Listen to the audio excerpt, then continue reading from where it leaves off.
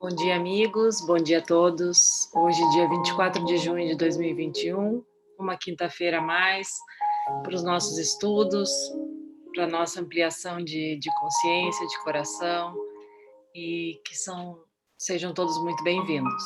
Hoje nós continuamos no capítulo 7, e como de todas as semanas, a gente faz primeiro uma oração. Depois eu leio uma mensagem do livro Vida Feliz, de Joana de Ângeles. Depois a gente segue para o nosso estudo, cada um é livre para fazer os seus comentários, e depois a gente faz o nosso encerramento. Então vamos fechar os nossos olhos. Tentando entrar na sintonia dessa música, acalmando o nosso coração, para que a gente consiga nos sintonizar com os nossos amigos espirituais que estão aqui todas as semanas para nos acompanhar nesse estudo, para nos ajudar na nossa caminhada, sempre que estejamos abertos para isso, que tenhamos o coração aberto para que eles penetrem no nosso coração e nos guiem. E pedindo sempre a ajuda, o apoio deles quando para a gente fica pesado, quando a gente não sabe lidar com as adversidades da vida, que esse é o nosso desafio aqui nessa vida encarnada. Lidar com os nossos desafios para que a gente aprenda e assim tenha uma vida muito mais leve e feliz. Agradecemos muito a presença de todos e pedimos autorização para começar o estudo do Evangelho no Lar de hoje, que assim seja.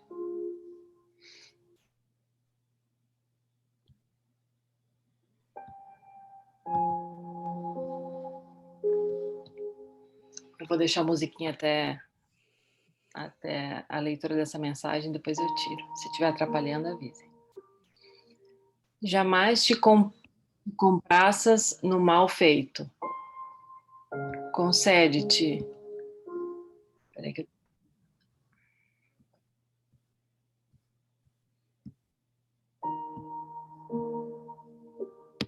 Oi, peraí, que não sai aqui.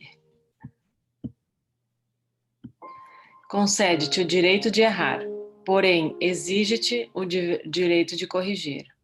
O azedume, a ira, a violência devem ceder-te lugar à alegria, à bondade, à paz. Reencarnaste para crescer e ser feliz.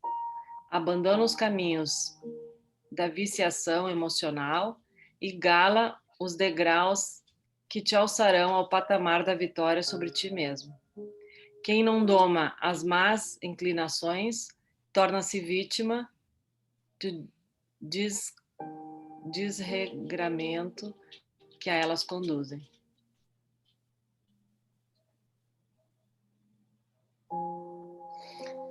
É um estudo que nos convida a não sermos vítimas de nós mesmos, né? Dos nossos, entre aspas, malfeitos. E que a gente tenha força de corrigi-los, né? Primeiramente, a gente tem que ser consciente de que erramos, né? Que parece fácil, mas muitas vezes não é. E em seguida, aceitá-los, né? Porque o azedume, a ira, a violência, certamente não é amigo da aceitação, né? De quem eu sou ainda, e para que eu possa me transformar. Reencarnaste para crescer e ser feliz, ainda que muitas vezes nós temos dúvidas disso, né? Quando a gente justamente está dentro da ira, do azedume, né? Da violência. Eu falo por mim, né? Acredito que muitas vezes a gente ainda pensa isso. Será possível ser feliz aqui na Terra, né? O que é felicidade? Essa é uma boa pergunta, porque daí para cada um vai ter uma resposta, né? A felicidade aqui na Terra, eu acho que termina sendo sempre a vitória sobre si mesmo, né? Então, cada vez que o ser humano consegue ter essa consciência e crescer, como sugere a mensagem, ele se encontra com um quantum de felicidade que não existe nas coisas do mundo, que é a felicidade real, né? Que é a da própria evolução. Agora, nessa mensagem, a primeira coisa que eu vejo assim de importante de advertência é a primeira frase mesmo, né? Quando Joana diz: "Jamais te comprazas no mal feito". Então, assim, por que que ela está dizendo para a gente não se comprazer no mal? Porque a gente se compraz, né? E, entre aspas, é fácil ficar preso ali, né? É porque Scusa, o que significa se compras? se comprazer é ficar feliz pelo mal feito. Ah, com piacere, com piacere. É, com piacere, exato. Então, o que que ela diz? Que a gente, o que faz parte até dos nossos estudos psicológicos nos mecanismos de defesa do ego, né? Quando a gente fala da racionalização, que é o nosso eu justificando um mal, né, para a gente e para os outros, porque aquilo ali ainda alegra aquele espírito adoecido, né, ainda imperfeito. Então, acho que a grande advertência é aí, será que a gente está vendo essa hora, né? Então, como eu uso muitos mecanismos de defesa, como eu ainda sou imperfeito, será que eu percebo que eu estou ficando feliz pelo mal? Então, essa é a grande reflexão que, para mim, nessa mensagem conduz ao restante, porque aí a gente teria que ter capacidade de reconhecer que errou, né? Que eu acho que os estudos conscienciais, os estudos de Joana, eles alertam muito para isso. Então, aí eu posso, né? Que, na verdade, ela está dando meio que uma ordem, né? Não vai ficar parada. Se você pode errar, sim, né? Estamos aqui, aliás, é um mundo em que a gente se aprende por tentativa e erro, né? A própria Joana escreve isso nas suas obras. Erro e acerto é que conduz ao crescimento. Mas aí ela diz: exige-te o dever de corrigir. Aí que é. É mais, né? Eu acho que é preferível a gente errar tentando do que ficar parado com medo de errar, né? Porque aí a gente não tem a possibilidade de crescer, porque infelizmente a maioria de nós ainda na nossa evolução moral, nós aprendemos muito mais com os erros do que com o amor, né? Então, é através dos erros e da dor que muitos de nós conseguimos galgar aquele degrau a mais, né, na nossa evolução, entender que aquilo, né, não foi bom para nós, que as coisas são diferentes do que eu pensava, etc. E ela dá o roteiro, né? Ela diz o azedume, a ira, a violência, e ela diz: então presta atenção, né? E esses teus sentimentos é que estão te portando a esse estágio.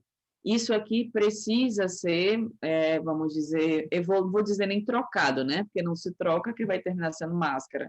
Mas precisa evoluir para uma consciência que te porte a alegria, a bondade e a paz. Porque esse é o objetivo da reencarnação, né? Cada um de nós que não está aqui para crescer materialmente, não está aqui para, vamos dizer, juntar, né, tudo aquilo que o nosso medo faz a gente direcionar a encarnação inteira para isso, mesmo que seja conhecimento, porque tantas vezes a gente direciona só o conhecimento, né, conhecimento, mas um conhecimento voltado para o direcionamento material e não espiritual. E aí ela diz, né? Tá aí, você tá tendo ira, você tá ficando uma pessoa, né? O azedume, acho que ele traduz toda aquela pessoa negativa, aquela pessoa Que que não tá ali, aceita. um complexo de inferioridade, que tá ali o tempo todo, porque é um pouco o contrário da pessoa reativa, né? Mas é também uma doença muito grande. Então, ela coloca ali os caminhos para a gente perceber, né? Para poder ver, senão não tem para onde a gente escapar, né? Quem não doma as más inclinações torna-se vítima do desregramento a que elas conduzem, né? Então, essas são as más inclinações. A gente ainda se compraz no mal e precisa aceitar isso. Porque a gente ainda confunde a justiça com a vingança, né? Muitas vezes a gente justifica ter feito algo para alguém em função de uma resposta, não porque ele fez primeiro, não porque... Sim, só que quem somos nós para ditar justiças nesse mundo, né?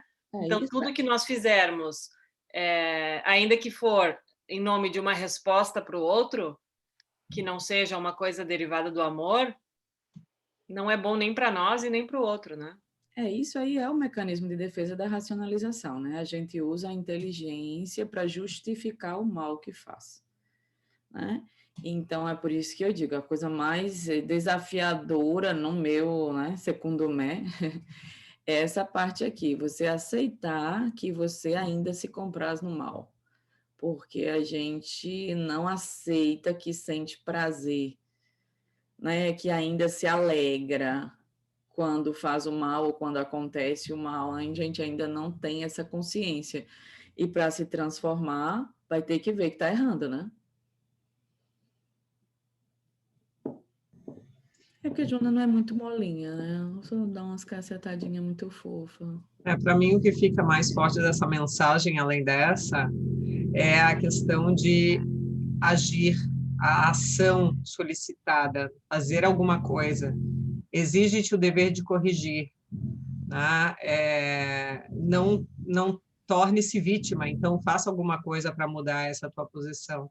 E me vem uma historinha daquelas que a gente ouve, eu ouvi essa historinha quando eu ainda fazia parte do grupo de jovens na minha adolescência, mas que ficou comigo, que é, assim, me lembrando por cima, era um homem que chegava a Deus e dizia, né, não tinha ido direto para o céu, e aí ele foi questionar e dizendo, mas, meu Deus, por que eu não posso entrar direto no céu, né? Pô, nunca fiz o mal, sempre fiquei na minha, dava esmola para as pessoas que me pediam, né, não agia com violência, tentava me policiar e nunca fiz nada contra ninguém. Aqui minhas mãos estão limpas. Aí Deus olha para ele, meu filho, estão limpas, mas vazias. O que é que tu fizeste? Né? E realmente como se considera o direito de errar, porque sem errar é impossível a gente realmente saber. Né? Claro que a gente não vai errar para querendo fazer o mal, conscientemente sabendo o que está fazendo, né? Mas se tu estás pensando que é o certo e errou, puxa, tudo bem, né? Reencarnaste para crescer e ser feliz. E o crescimento, como a gente vê na própria criança, né? No bebê, no que está engatinhando, é o levantar, cair, rolar da cama, enfim, e errar muitas vezes para conseguir uma vitória, né? Então, para mim, fica muito forte também essa mensagem. A gente aprende com tentativas de erro, né? A gente erra para acertar. E quem quer ver, né? Quem não quer, pois segue ali. Então, eu deixaria essa mensagem aqui, né? Abandona os caminhos da viciação emocional e galga os degraus que te alcançarão ao patamar da vitória sobre ti mesmo. Quem estuda autoconhecimento percebe que nós somos viciados emocionalmente sempre nas mesmas questões. E a gente volta nelas, né? Quem se sente vítima, em várias situações da sua vida, vai voltar, por mais que já comece a criar consciência sobre isso. Então, quem ainda não é consciente dos seus vícios emocionais, vai cair muito mais vezes ainda nelas, né? Porque ainda não é consciente disso. Então, de repente, esse é o convite que eu deixaria para a semana, né? Ver se a gente consegue, durante a semana, perceber quantos vícios emocionais nós temos, quantas vezes a gente volta para aquele mesmo caminho de maneiras diferentes, né? E observando isso para que a gente consiga crescer nessa missão de melhorar, de sermos menos bebezinhos e mais adultos, né? Emocionalmente. Não só de tamanho e idade. E aceitar o erro com alto amor, essa é para mim. Né? Tendo, como diz a Mirella, muitas vezes, estar feliz quando errou, porque ao menos tu estás tendo consciência, né? E ficar feliz com aquilo. Ao menos está tentando, né? E dizer, estou tentando, Muito legal. Seguimos, então, a nossa leitura de hoje com as instruções dos espíritos, o orgulho e a humildade. Lacordaire, Constantina, 1863. Que a paz do Senhor esteja convosco, meus caros amigos. Venho até vós para encorajar-vos a seguir o bom caminho. Aos pobres espíritos que antigamente habitavam a terra, Deus dá a missão de vir esclarecer-vos. Bendita seja a graça que ele nos concede, de podermos ajudar o vosso aperfeiçoamento. Que o Espírito Santo me ilumine, torne minhas palavras compreensíveis e que me conceda a graça de colocá-las ao alcance de todos. Todos vós, encarnados, que estáis sob o jugo da dor e buscais a luz, que a vontade de Deus me favoreça para fazê-la resplandecer aos vossos olhos. A humildade é uma virtude bem esquecida entre vós. Os grandes exemplos que vos foram dados são bem pouco seguidos. E, entretanto, sem humildade, podeis ser caridosos para com o vosso próximo? Ah, não, pois este sentimento nivela os homens, mostra-lhes que são irmãos, que devem ajudar-se mutuamente e os leva ao bem. Sem a humildade, enfeitai-vos de virtudes que não tendes, como se estivesseis usando uma vestimenta para esconder as deformidades do corpo.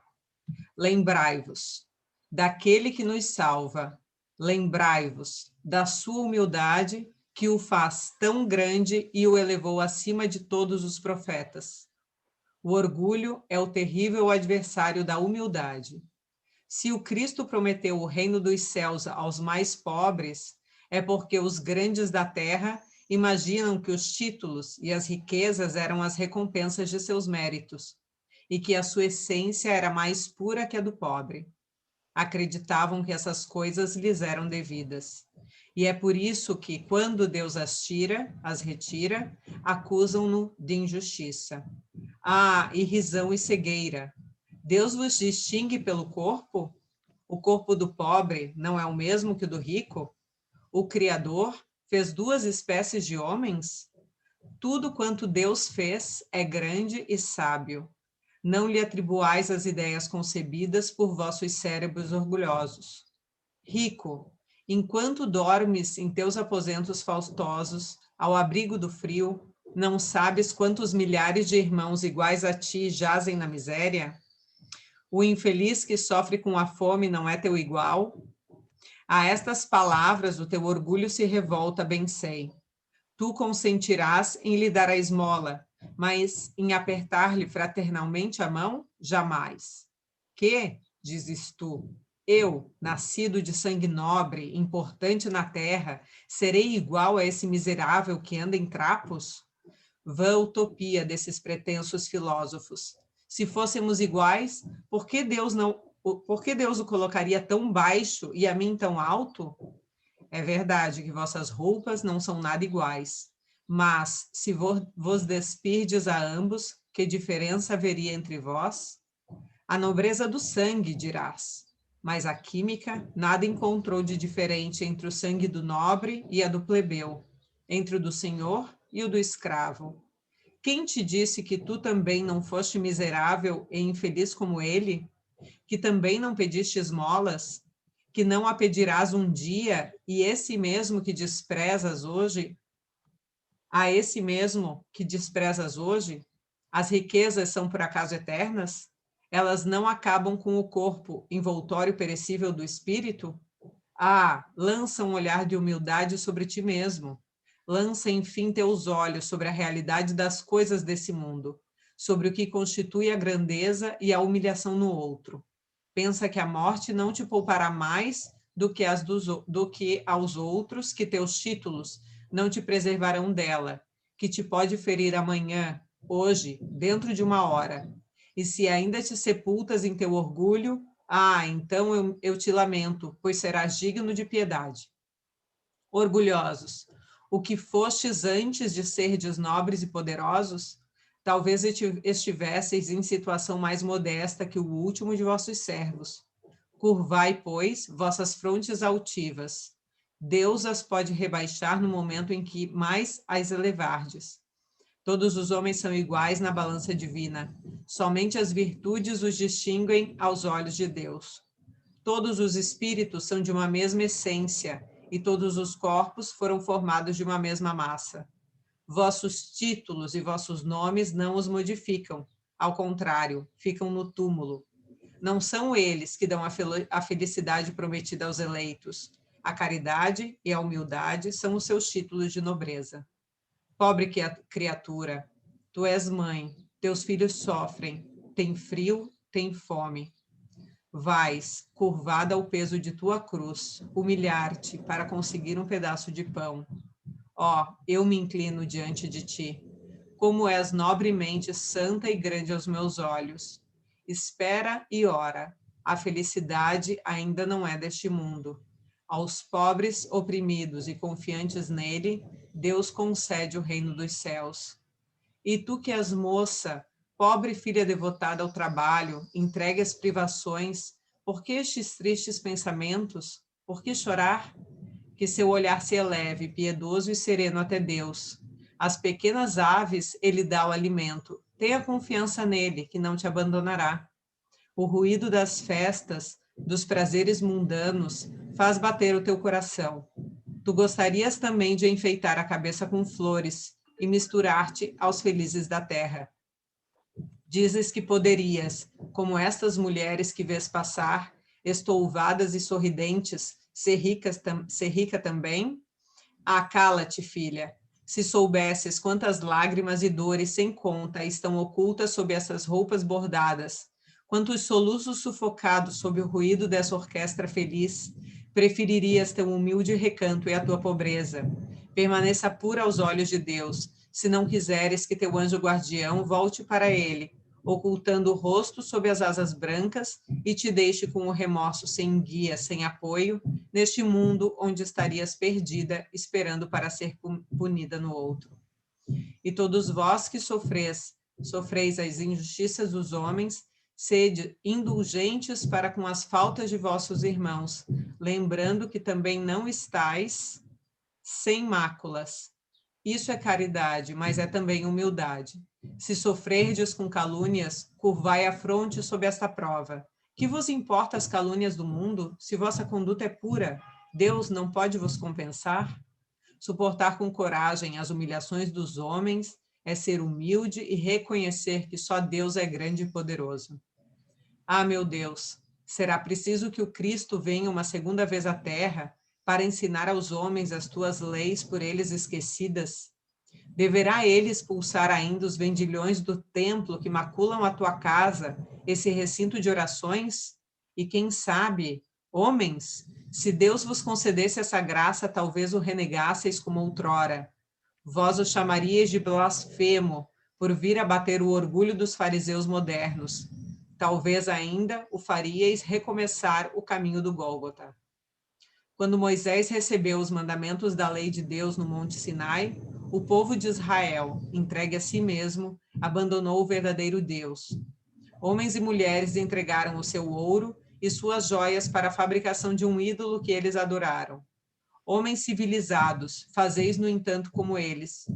O Cristo vos deixou a sua doutrina, vos deu o exemplo de todas as virtudes, mas abandonastes exemplos e preceitos. Cada um de vós, carregando as suas paixões, fabricou um Deus de acordo com a sua vontade. Para uns, terrível e sanguinário, para outros, indiferente com os interesses do mundo. O Deus que fizestes é ainda o bezerro de ouro, que cada um apropria ao seu gosto e às suas ideias. Despertai, meus irmãos, meus amigos, que a voz dos espíritos vos toque o coração. Sede generosos e caridosos, sem ostentação, ou seja, fazei o bem com humildade. Que cada um vá demolindo pouco a pouco os altares erguidos ao orgulho. Numa palavra, sede verdadeiros cristãos, e atingireis o reino da verdade. Não duvideis mais da bondade de Deus, já que ele vos envia tantas provas. Vimos preparar os caminhos para a realização das profecias. Quando o Senhor vos der uma manifestação mais contundente de sua clemência, que o enviado celeste vos encontre reunidos numa grande família. Que os vossos corações doces e humildes sejam dignos de ouvir a palavra divina, que ele virá vos trazer. Que o eleito encontre somente palmas colocadas em sua estrada pelo vosso retorno ao bem, à caridade, à fraternidade. E então, vosso mundo se tornará o paraíso terreno. Mas, se permanecerdes insensíveis à voz dos espíritos, encaminhados para purificar e renovar a vossa sociedade civilizada e rica em ciência, e não obstante tão pobre em bons sentimentos, nada nos restará senão chorar e lamentar pela vossa sorte. Mas não, assim não será. Voltai-vos a Deus, vosso Pai, e então todos nós que trabalhamos para a realização de sua vontade, entoaremos o cântico de agradecimento ao Senhor, por sua inesgotável bondade e para glorificá-lo por todos os séculos. Assim seja. Toma um golinho de água, cara. Vou tomar. Nossa, mas é uma mensagem lindíssima. Não, o evangelho podia ser só isso aqui. A gente pode passar só uma vida estudando tudo isso aqui que foi dito agora.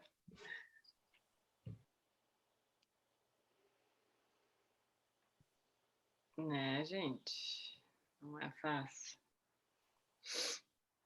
Eu li tudo isso e uma frase que eu li ficou muito na minha mente, que quando ele fala da mãe, eu sendo mãe, né? Que ele diz, ó mãe, que com seus filhos passando fome, que tu te curvas para pedir o pão, né? Para saciar a fome dessas tuas crianças. Eu me curvo a ti.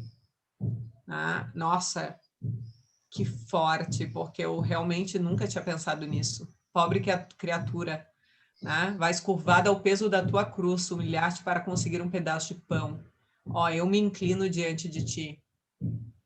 Uau! Nossa, realmente eu vou ter que ler e reler essa leitura, porque, como tu disseste, tem 1 milhão de coisas aqui que a gente estuda, né? Todos os dias. E... O que me chama muita atenção é aquela parte inicial ali de dizer tu rico, né? Dá esmola aos outros, mas jamais daria a mão a essa pessoa, né? E realmente a gente acha que a caridade é dar dinheiro para o outro, é dar o que o outro não tem. Mas às vezes o outro tem muito mais do que nós, né? A nível evolutivo e espiritual. Tem uma história que aconteceu quase que em primeira pessoa, de uma pessoa que me contou isso e disse que estava muito impactada porque foi dar uma caminhada na rua e tinha um mendigo, né? Infelizmente, isso no nosso país é muito normal, né? A gente, onde vai, tem pessoas pedindo dinheiro e tal, e essa pessoa passou reto, né? E o mendigo chamou: oi, desculpa, para ti é tão difícil assim me dar oi, olhar para mim? Falou: não tô te pedindo nada, eu não vou te roubar, mas um bom dia, uma boa tarde, acho que não vai te tirar nada se tu der. Essa pessoa ficou muito impactada a semana toda e falou: nunca mais eu vou passar por alguém e não cumprimentar. Seja quem for, não interessa. O mendigo deu uma lição de moral na pessoa ali por 2 minutos, né? Dizendo: poxa, me dá bom dia, né? Não estou te pedindo nada mais. E a gente realmente acha, né? Muitas vezes até sem reconhecer isso, né? Que a gente se acha melhor que os outros, não precisa ser um mendigo, inclusive dentro de casa, né? A gente se acha melhor que o marido, se acha melhor que os filhos, se acha melhor que o vizinho, né? Ou porque eu tenho mais, ou porque eu acho que eu sei mais, ou porque eu acho que eu não faço tal coisa que o outro faz, que eu julgo que o outro faz. E lá no fundo, na nossa alma, né? Quem somos realmente? Somos melhores, será que o outro? Quando a gente não começou nem a trabalhar dentro da gente aqueles preceitos básicos de Jesus ainda, né?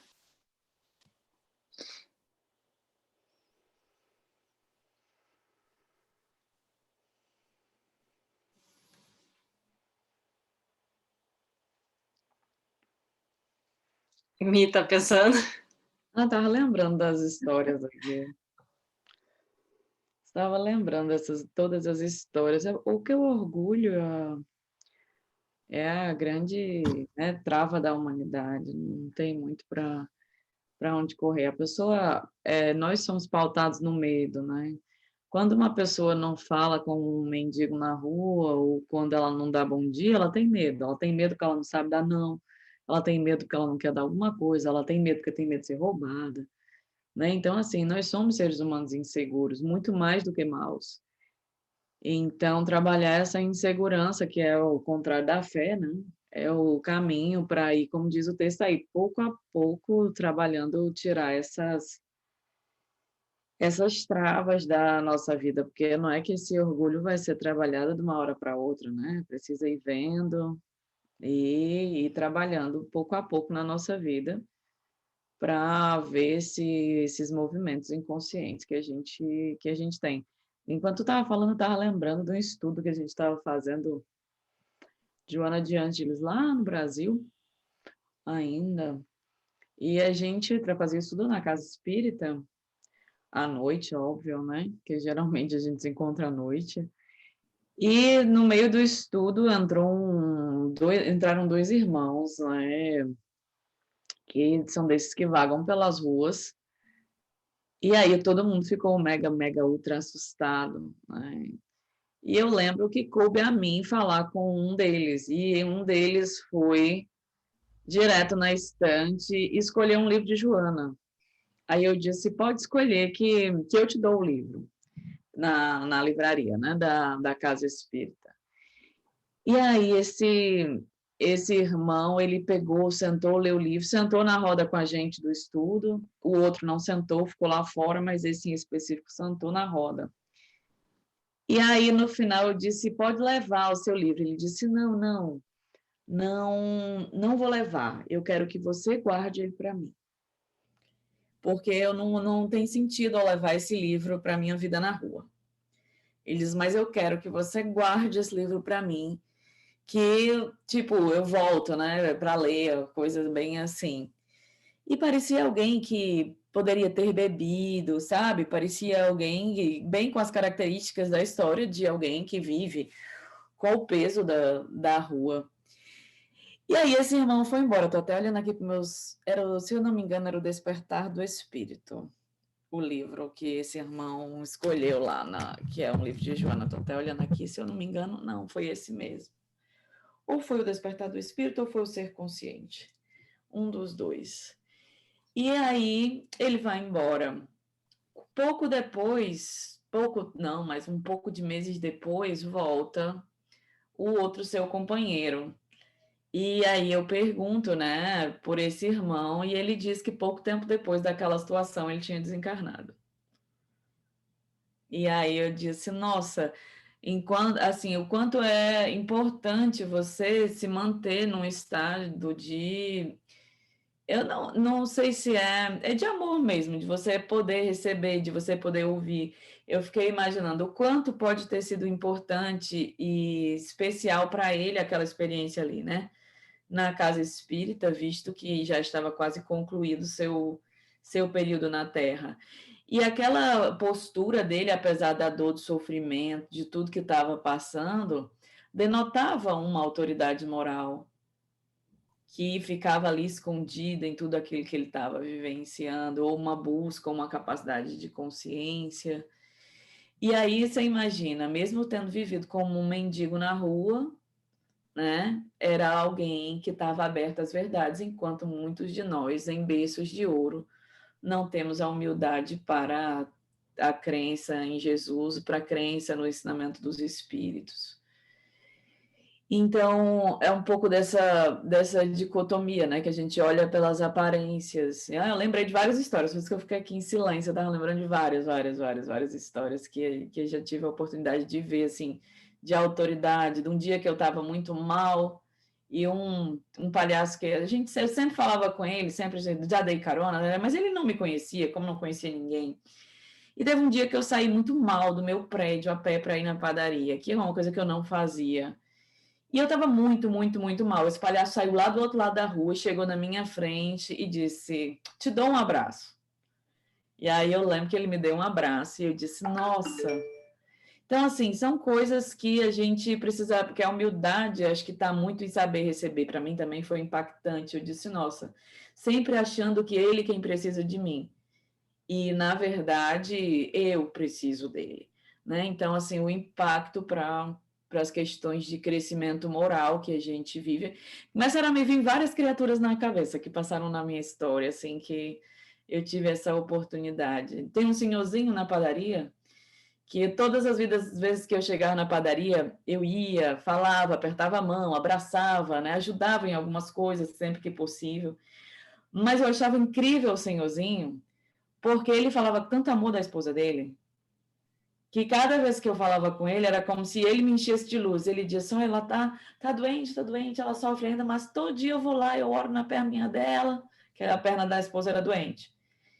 Aí ele ia lá e falava, ou seja, cada vez que eu falava com ele, era eu que aprendia. Porque eu não é que eu faço aquilo ali que o cara faz, entendeu? E aí eu não consigo ver essa coisa de ter dado, sabe? Eu consigo ver que cada pessoa que passa no seu caminho, ela deixa. Ela deixa. E assim, então me emociona de lembrar de cada uma das histórias, que é como a gente vê os espíritos contando, né? Às vezes você desencarna e você, quando chega no outro plano, você vê essas criaturas acima de você. Uhum. Moralmente, né? Ou seja, mais equilibradas, mais em condição. E sim, somos muito orgulhosos. É. E é. E não basta só reconhecer, né? A gente isso tá tão enraizado que eu tenho trabalhado isso essa semana. É impressionante, assim, como eu consigo ver isso nas pequenas coisas, nas grandes coisas, né? E mesmo conseguindo reconhecer talvez 1% somente disso ainda, é difícil para a gente ainda se livrar, né? Crescer nessa. A gente está muito viciado, como dizia o estudo inicial, a gente ainda está muito viciado nessas nossas mazelas emocionais, né?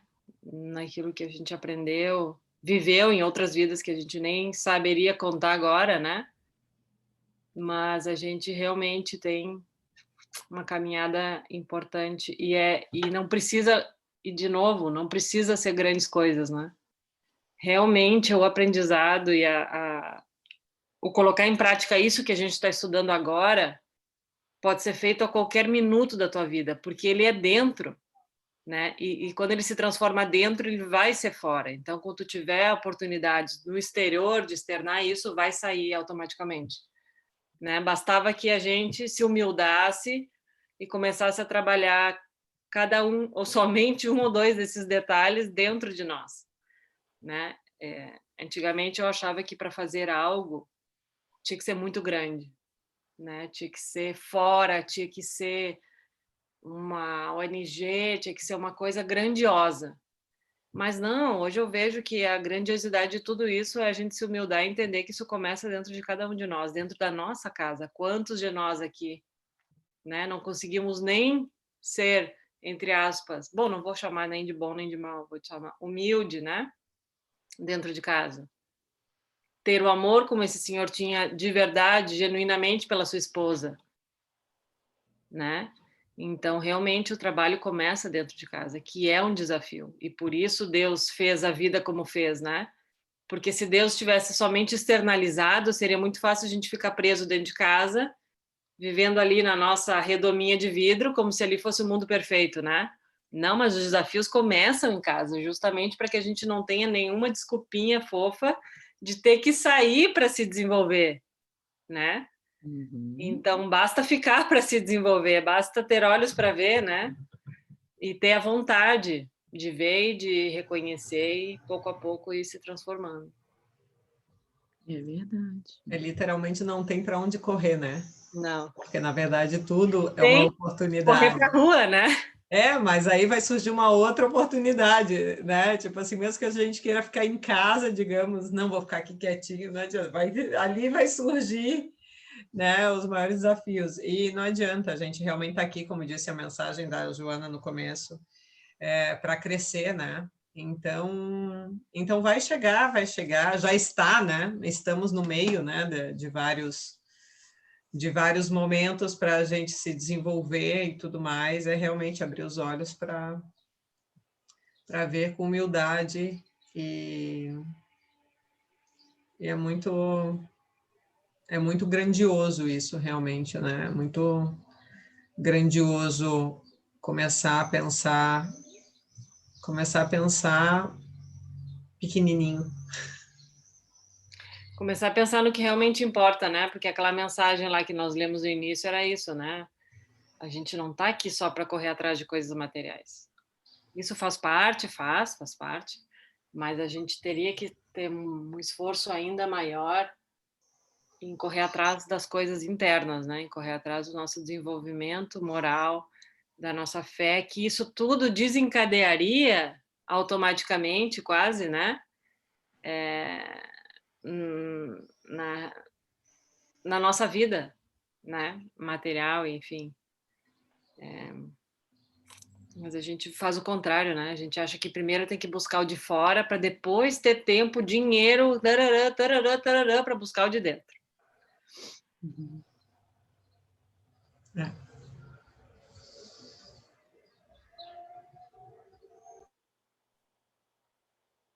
Então fica o convite para a gente ler e reler e ler de novo o estudo de hoje, que ele não só é cumprido, mas realmente acho que ele renova, né? O convite do Evangelho de praticamente todos os estudos, mas aqui de uma forma muito clara para a gente, né? Nós mundanos que vivemos aqui nesse mundo, como se dá todo esse orgulho, como se dá a nossa falta de humildade, como se dá o nosso caminhar aqui, né? E qual seria o desenvolvimento, o caminho para todos nós. É isso. Vamos para a nossa mensagem, então, de encerramento, né? Envoltos no nosso estudo, rogando ao nosso Pai, ao nosso Mestre Irmão Jesus, aos Espíritos, mentores de cada um de nós que nos acompanham, aos Espíritos coordenadores dos estudos de Joana de Ângeles, que possamos nos doar em coração e em alma, e em gratidão por tudo aquilo que nos ajudam a perceber. Deus Pai de infinito amor, bondade e misericórdia, faz com que cada um de nós possa se banhar nas tuas águas. Faz com que cada um de nós possa renascer da escuridão em que se encontra, abrindo os olhos para uma trajetória de luz, de amor e de paz.